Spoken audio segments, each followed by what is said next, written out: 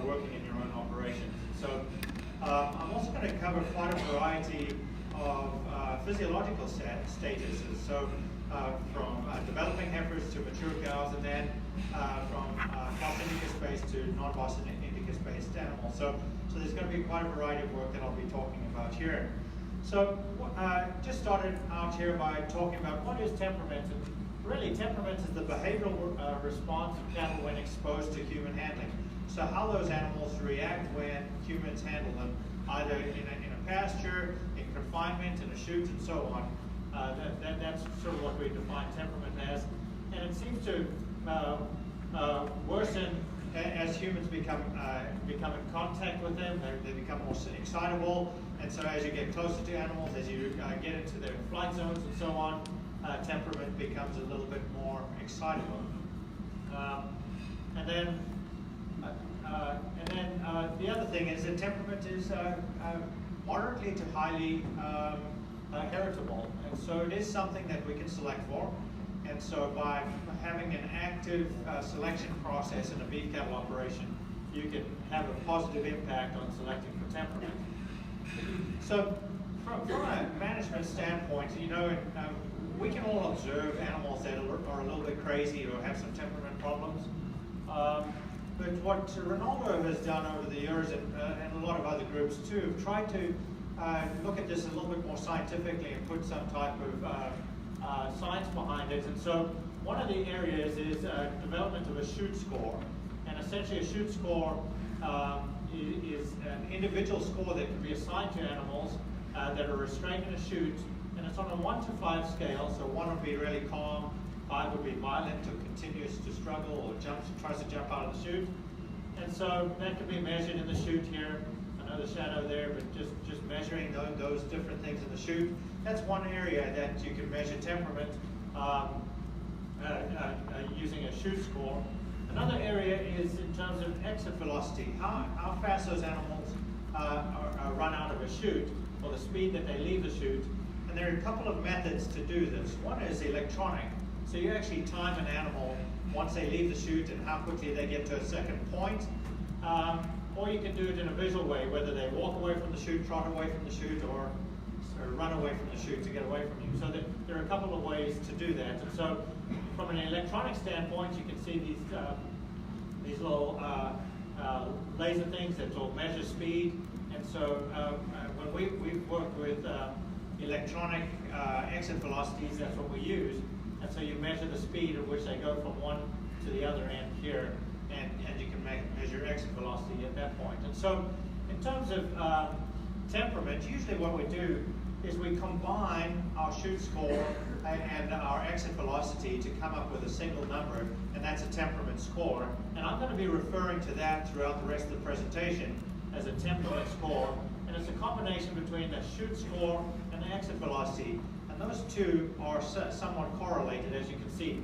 So those animals that have slower exit velocities or have lower numbered chute scores, in other words, they were calm in the chute and they didn't run out of the chute, they have lower overall temperament scores versus those crazy animals that are crazy in the chute and sprint out of the chute. And so that's what I'm going to be talking about when I talk about temperament score through the presentation. So basically, what we like to do is we try and classify our animals into two categories: those that are adequate in terms of temperament, and then those that are excitable. And so I sort of like to compare this between me and my wife, and I would be adequate, and she doesn't like to be called excitable, but she is. So nonetheless, it is important to note, though, that it's from a beef cattle standpoint that we do need to maintain some type of excitable temperament in beef cattle. We need animals to have some type of mothering ability. We need them to chase away predators. That in cow-calf systems, there are a lot of challenges those cattle encounter, and so there has to be some temperament. And if you think about this in terms of dairy industry, we've taken a lot of temperament out of the dairy industry, and those dairy cows have very little mothering ability. But in cow-calf systems, we still need some temperament. feedlot systems. We need some temperament there in terms of competition for bunk space and being able to certainly handle some of the challenges that they have in the feedlots. And so, what are some other factors associated with temperament? Obviously, sex. Female cattle tend to be more temperamental. Age, young animals are a little bit more excitable, more temperamental.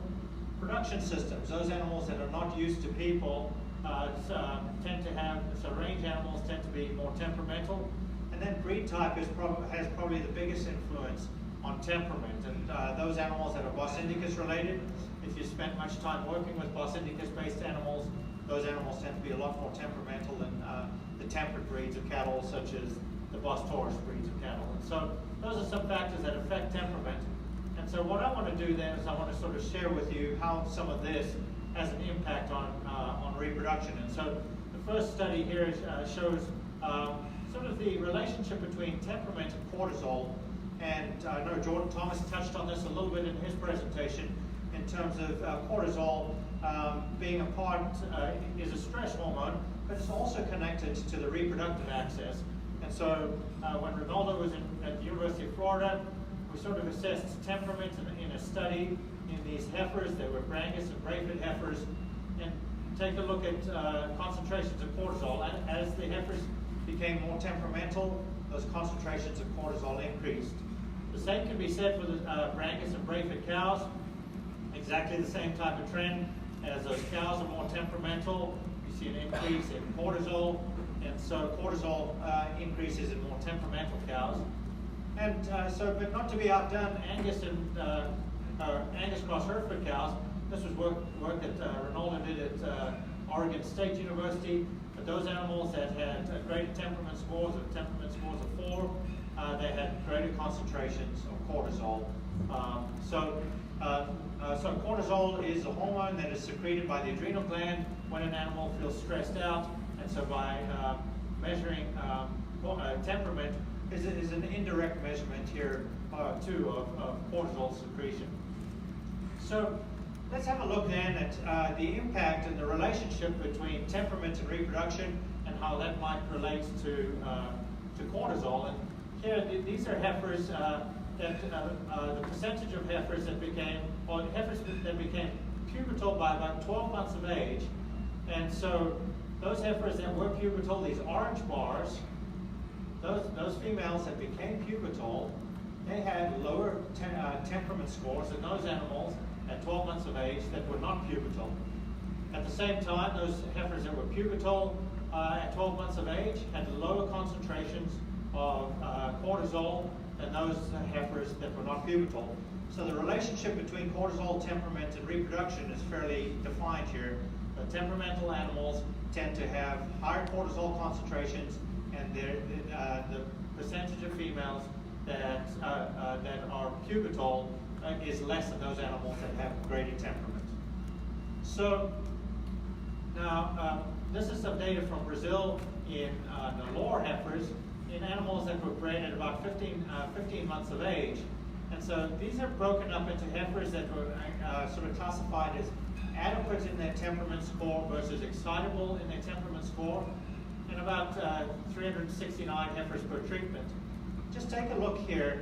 You know, nutritional status was taken into account when these animals were first assigned to these treatments, but these animals that were had adequate temperament scores. Take a look at the body weight at 12 to 15 months of age. They were greater, so performance was greater in those animals that had adequate temperament scores versus those that were more excitable. In addition, the average daily gain was greater in those animals that were adequate versus those that were excitable. Body condition score was greater, and cortisol concentrations were less in those that were adequate versus those that were more excitable. And so, again, not only in Bos taurus-based, but Bos indicus-based animals, temperament plays a similar role in both types of animals. And so in the same set of heifers, again, the excitable heifers are those under the dotted line and are represented by the dotted line. The adequate heifers are represented by the solid line. And this is the percentage of heifers that have attained puberty at 12, 13, 14, and 15 months of age. those animals that were had adequate temperament scores attained puberty at a higher percentage at a younger age than those animals that were more temperamental.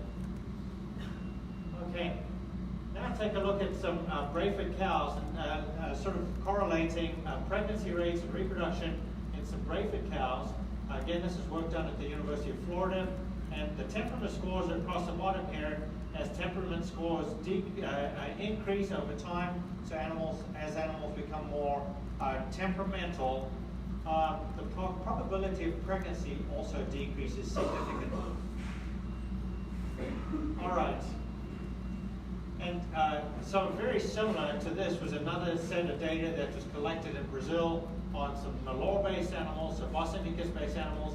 Down at the bottom here, the temperament score is anywhere from 1 all the way to 4.5, and a very linear decrease in pregnancy rates. In those animals, as they become more temperamental, their pregnancy rates decrease significantly to fixed time artificial insemination.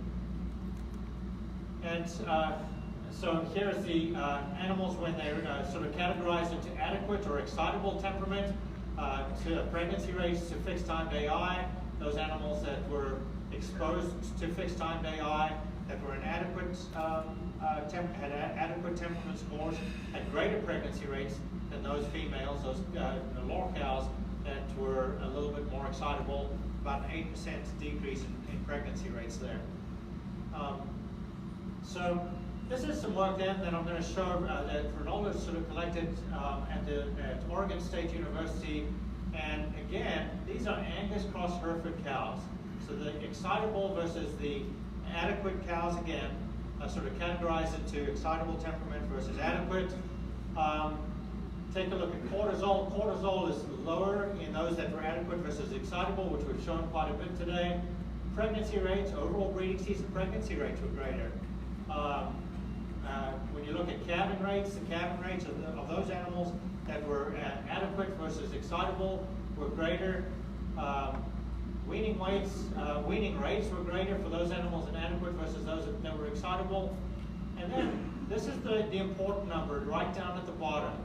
Those animals, those females that were in adequate temperament or had adequate temperament scores had a return of $60 more per cow than those calves that came from females that were excitable. So there's an actual dollar value associated with these cows that are excitable versus those that are adequate. The adequate animals return more dollars to the operation, about $60 extra. And so that's quite significant. Okay, so let's take a look at something. So that was in Angus and Hereford-based cattle. If you're interested in the Bos indicus-based animals, here's some data, some Malheur cows. Basically very similar type of data, but shows exactly the same thing. The excitable versus adequate groups of animals, and about 1,000 total cows. First service conception rates to those cows that were adequate were about 6% greater in those females than those that were more excitable. Calving rates about 5%, about 8% greater. Decreased pregnancy loss for those that were adequate in terms of temperament. And you can continue to see the improvements just because those females had adequate temperament scores versus excitable temperament scores. And again, in these Malheur cows, the value of the calf in terms of return per cow was about $60 more or greater for those cows in adequate temperament versus those that were excitable temperament. So there's an economic impact of having herds, selecting for herds and making selection decisions, or treating your cows in such a way that the temperament scores will be decreased because there is a return to the operation. So what are some strategies to improve herd temperament? I mean, like I said, about $60 more per cow per year. That's significant. It's not insignificant. The one thing that I think is extremely important, and this is something that Ronaldo Cook and I talk about all the time, isn't so much trying to eliminate stressed animals from the herd, but it's what those stressed animals do to the animals that are less excitable or don't have temperament problems in your herd. if you go into a pasture and the first cow to run across the pasture to run away from you, what does she do to the other cattle in the herd? She excites them. She changes their attitudes.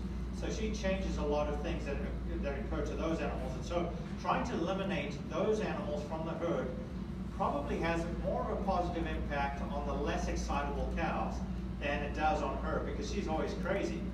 Okay, so trying to eliminate what you do to the other cows in the herd by putting pressure on the herd for eliminating those more excitable animals.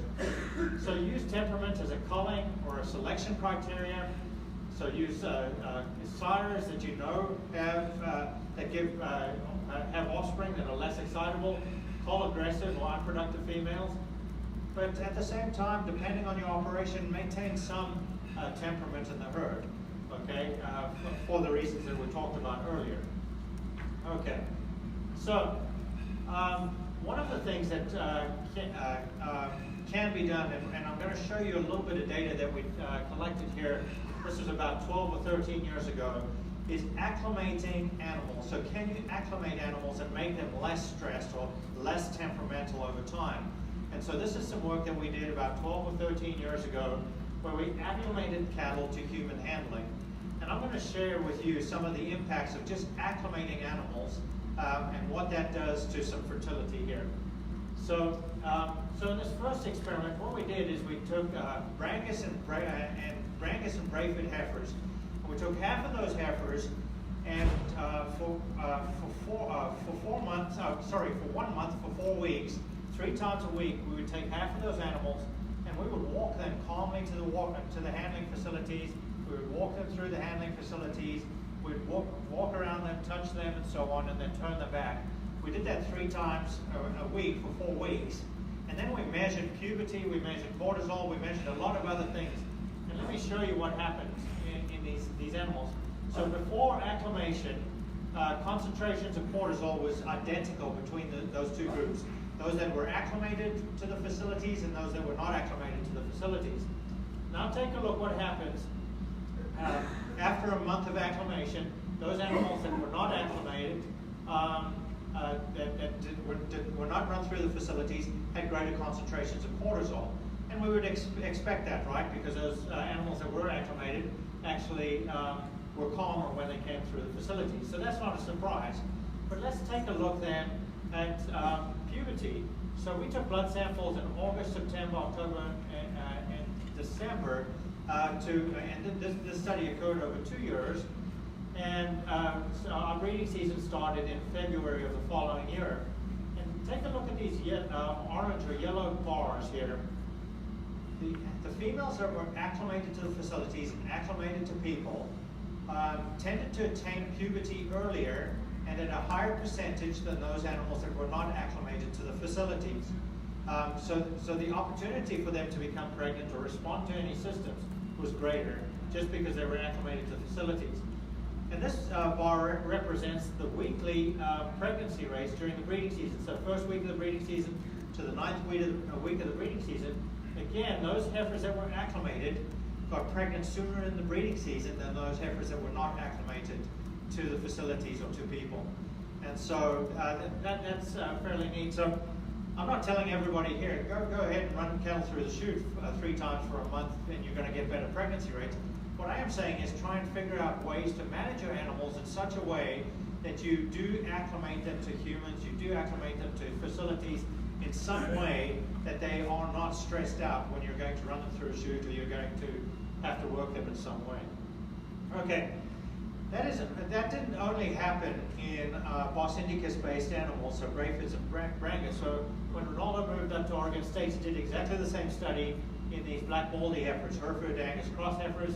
Did exactly the same study, repeated everything the same way. So pre-acclimation, before they were acclimated, cortisol concentrations were exactly the same between those two groups. But again, once they were handled through the facility, those animals that were acclimated had lower concentrations of cortisol, and so less of the stress hormone. Well, what is the impact of that? Again, on months of the study here, notice the yellow bars or the orange bars here.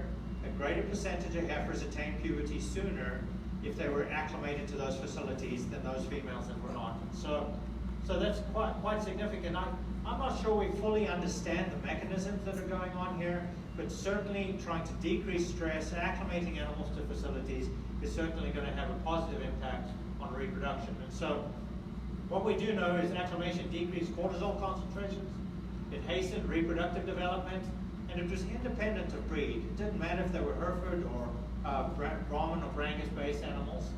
Okay. What we have found, though, is there doesn't seem to be as much of an effect in acclimation in cows. And so we have done similar studies in cows, and we did not see the same type of effect in cows that we did see in heifers. So in conclusion, excitable temperament is detrimental to reproductive performance of females. I think I've been able to show that today. It also has an impact on overall productivity of beef cattle operations. And again, I showed a lot of data from a lot of different breed types, and it's independent of breed type, but there is an impact on productivity. We're not totally sure of the physiological and genetic effects, but there's a lot of work that we're still doing on this area, and we still need to find that out. And in terms of improvement of the whole cow herd, selection and culling is extremely important for some of the reasons that I've talked about. And so with that, I'm going to thank you. I'm sure I've gone close to my time, and I'm going to turn it back over to Sean. Thank you.